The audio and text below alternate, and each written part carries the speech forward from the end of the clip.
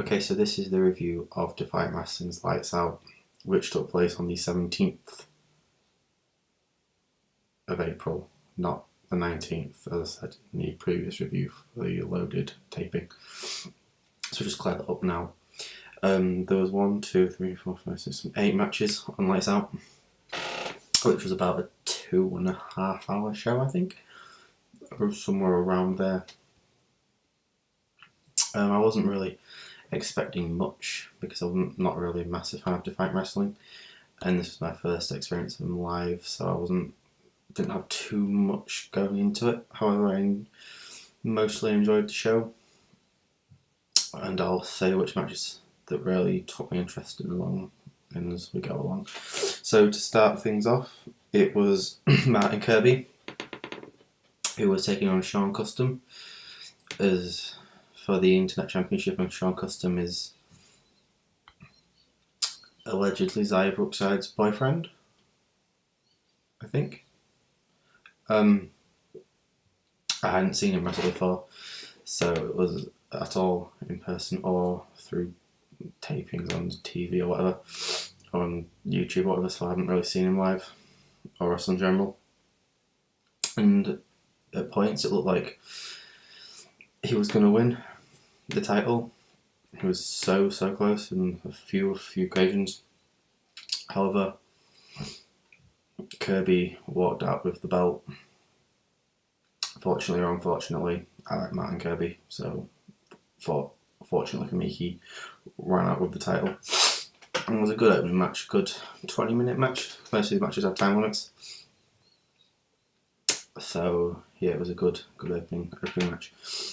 And then it was David Starr and Gabriel Kidd. No, it wasn't.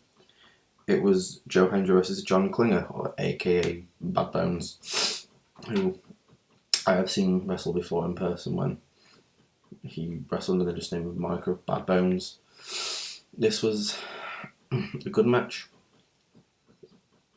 Being a Joe Hendry match, it was a bit slow, a bit more technical in parts, but that's fine. It's not really my thing. Joe Hendry's cool and that, but it's not really my thing. Well, there were some quite hard-hitting parts in the match, which I appreciated. And also Joe Hendry did his signature custom entrance theme, which this one was a parody of Titanic's. What's the Titanic song called? The theme song for Titanic, which was very funny, which is on YouTube actually, if you want to go and watch that yourself. So the next match was David Starr and Gabriel Kidd, and this was incredible. It was incredible. It had a good chunk, I want to say at least maybe 10 minutes, 10-15 minutes, even closer to that, outside of the ring, going all around the arena, which was the O2 Academy in Leeds. All the way from one side of the arena to the other, then back again, all over the staging, and right past me in front row, which was fun. I say fun. Front row is dangerous. Yeah, it was a very hard hitting match. This was one of the more convincing ones in terms of like how the guys portrayed the match and the storytelling and the feud going into it. Just a pure hatred between Gabriel Kidd and David Starr. In the end, Gabriel Kidd won with a low blow, which is unfortunate because this was such a fantastic match. Yeah, and David Starr is incredible. So is Gabriel Kidd. They're both two very good wrestlers and performers. So the next match was, if I can get this right, I'm pretty sure it was Kanji versus Lee Styles, or was meant to be Kanji versus Lee Styles for the Defiant Wrestling Women's Championship, rather.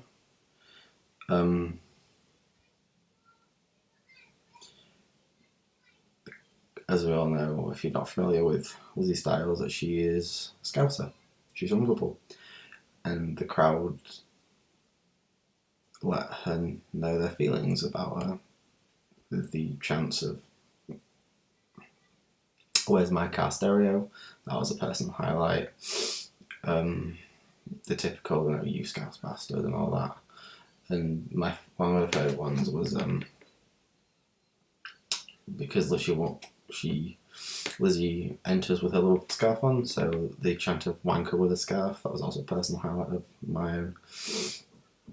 The match that was scheduled was Kanji vs Lizzie Styles, as I said, which didn't happen due to an injury by Kanji, or an injury that Kanji had suffered in a previous match on a loaded show, I'm assuming, prior to Lights Out. So Prince Amin came out and sorted this out because Lizzie Styles grabbed the belt off.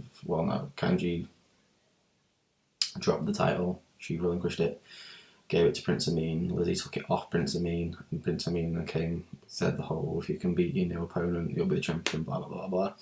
Long story short, Lana Austin came out, who I was afraid of turning up because I've only seen Lana Austin in BWR prior, and all the matches she's had were just not very good. She has had matches with one particular with, was it Kaylee Ray? I think she had a match with Kaylee Ray. Don't quote me on that.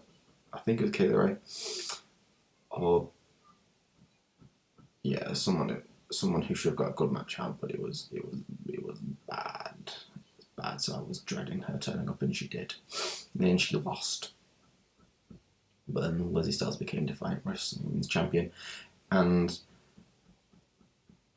the crowd just erupted in boos. It was absolutely brilliant. Then the next match was Johnny Storm and Jodie Fleisch. Even this is the dynamic duo who I had no clue who they were beforehand, but this was probably my favourite match of the night. Jodie and Johnny are incredible. The dynamic duo are very, very good for their age, or how they appear anyway. The only thing I wasn't too keen on about was the finish, with Johnny Storm preventing one of the dynamic duo from going and breaking up the pin that Jodie had on, which I was a bit disappointed about. It was a typical Jodie and Johnny match, lots of high flying, lots of dives, crowd participation. It was a very good match, and I thoroughly enjoyed it. And then the next match was El Phantasmo versus Pac.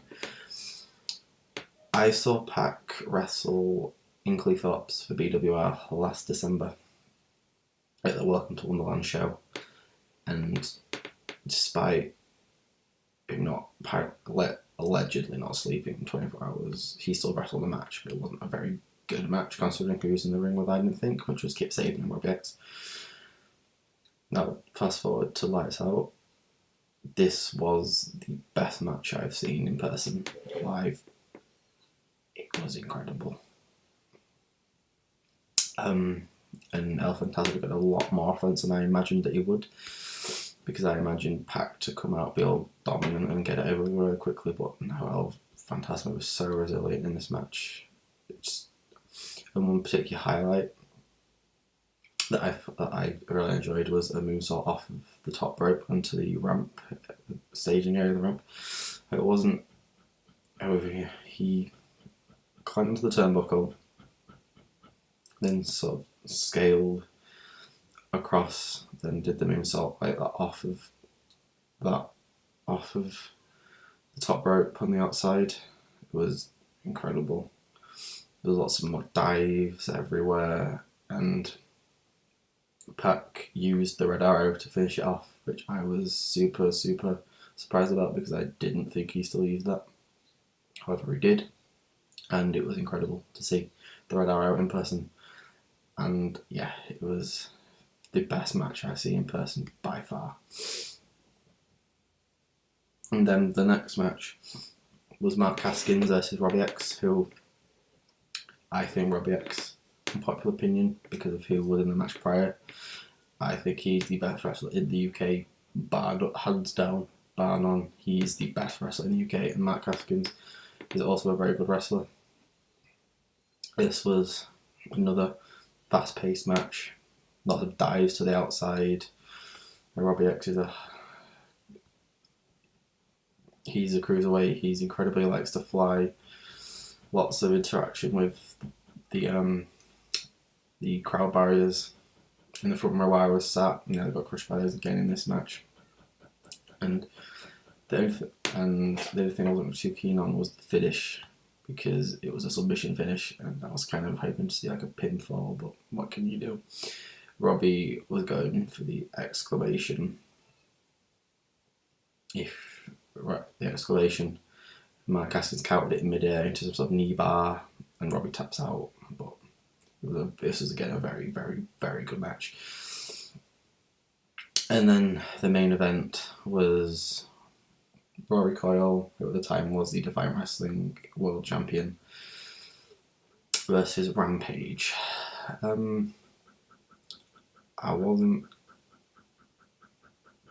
enjoyed the match, but I wasn't overly happy with the outcome. The match was a disqualification match. It started off on the outside. The bit of a punch up on the ramp on Rory's entrance. Then they went through the barriers into the ringside area, scaled all around from the left side of the staging all the way to the right side of the staging. Right to left, sorry. Yeah, lots of weapons. It got to a point in the match where I had thought that Rory was going to lose, because Rampage was just battering the shite out of him. I felt a cool spot with Rory getting his two PCR players, putting Rampage's hands in and whacking him with some sort of mannequin. Which at the point when we got the "There's my car" stereo chant back from the crowd from Lizzie Styles prior, which I found was funny. Then Rampage took control after that. And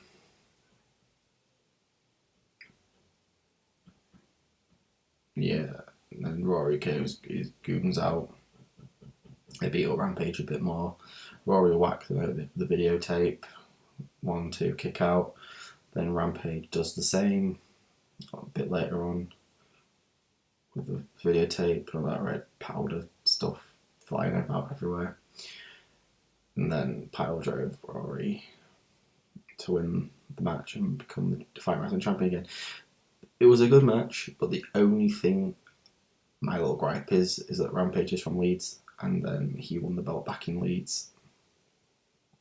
I'm not overly keen on like too many hometown heroes winning, because in the loaded taping, Natalie Sykes won. She's from Leeds. Man like Doris lives in Leeds now, and then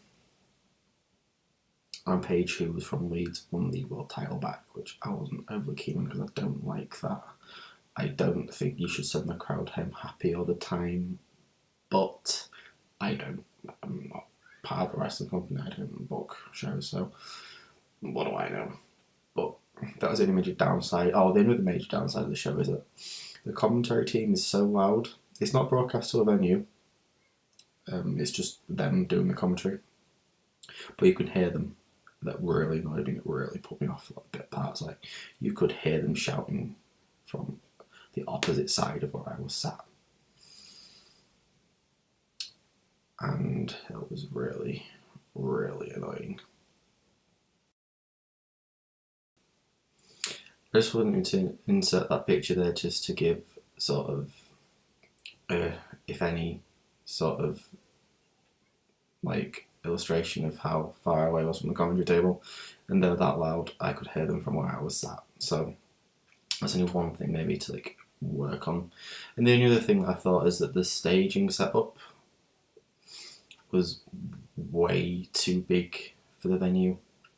There was 3 big screens just on the entrance ramp, and 4, 5 and 2, 4, 5, 2 other small ones around the venue, and the O2 Academy in Leeds, it looked like it held, I want to say, only a couple of hundred people. Like, I want to say 600 max people were there, maybe even a little less than that. So I think the setup was a little bit much for how many people were there. However, that being said, I had, despite going on my own, I thought the show was good, and if when Defiant come back to Leeds, I will go. So that was just a quick review, well, hopefully a quick review of Defiant Wrestling's Lights Out Eye pay-per-view, which was held on the 17th of April 2019 and not the 19th. I don't know why I thought that, but yeah. Yeah, cheers for watching.